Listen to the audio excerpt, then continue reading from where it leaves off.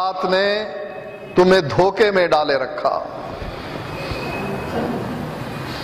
4 جرائم بتلائے مومنوں نے منافقوں کے.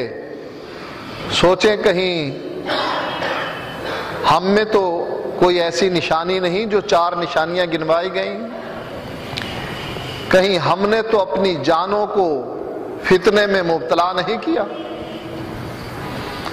کہیں ہم نے تو انتظار نہیں کیا دیکھا جائے گا. سمجھایا جائے، بتلایا جائے، نصیحت کی جائے، آگے سے جواب کیا ہوتا ہے؟ مولوی صاحب دیکھا جائے گا. ابھی تو کر لینے دو نا، جو دل میں آتا ہے وہ کر لینے دو، جب وقت آئے گا دیکھا جائے گا. ور تب تم شک و شبہ میں مبتلا رہے، پتہ نہیں قیامت آئے گی بھی یا نہیں آئے گی، پتہ نہیں مر کر جئیں گے بھی یا نہیں جئیں گے، پتہ نہیں قبر میں منکر نکیر آئیں گے یا نہیں آئیں گے، سوال و جواب ہوں گے یا نہیں ہوں گے. ہمیں تو ڈرا ڈرا کر انہوں نے پاگل کر دیا ہے کہ ایسے ہوگا، ایسے ہوگا، ایسے ہوگا، اور ہم شک و شبہ میں مبتلا رہے.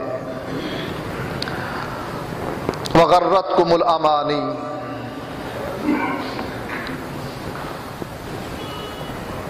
اللہ بڑا غفور الرحیم. کوئی آدمی برا کام کر رہا ہو، اس کو روکا جائے، جواب میں کیا کہتا ہے؟ اللہ بڑا غفور الرحیم ہے، وہ بخشنہار ہے، وہ معاف کر دے گا. ان کی یہ خواہشیں ان کو دھوکے میں مبتلا کر رکھی. ٹھیک ہے اللہ تعالیٰ بخشنہار ہے، لیکن اللہ قہار بھی ہے. کیا جرم تھا اس عورت کا کہ اس عورت کو اللہ کے نبی نے جہنم میں جلتے ہوئے دیکھا؟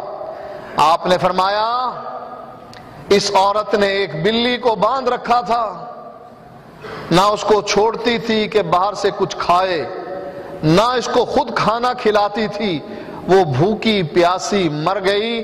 اللہ نے اس جرم کے بدلے میں اس عورت کو جہنم میں پھینک دیا. یہی جرم تھا نا. وہ بخشنہار ہے لیکن قہار بھی ہے. کیا جرم تھا اس آدمی کا؟ کپڑا ہی لٹکایا تھا نا ٹخنے سے نیچے، اور جو ہمارا اکثر لگا رہتا ہے نیچے، ٹخنے سے نیچے ہی رہتا ہے. نماز کے وقت اوپر کرنے کی ہم زحمت کرتے ہیں کہ چلو اوپر کر لو، اب اللہ کے دربار میں مسجد میں آ گئے ہیں، اکثر کپڑا ہمارا نیچے ہی رہتا. اللہ نے اس کو زمین میں دھسایا، اور اللہ کے نبی نے فرمایا یہ شخص قیامت تک زمین میں دھستا ہی چلا جائے گا،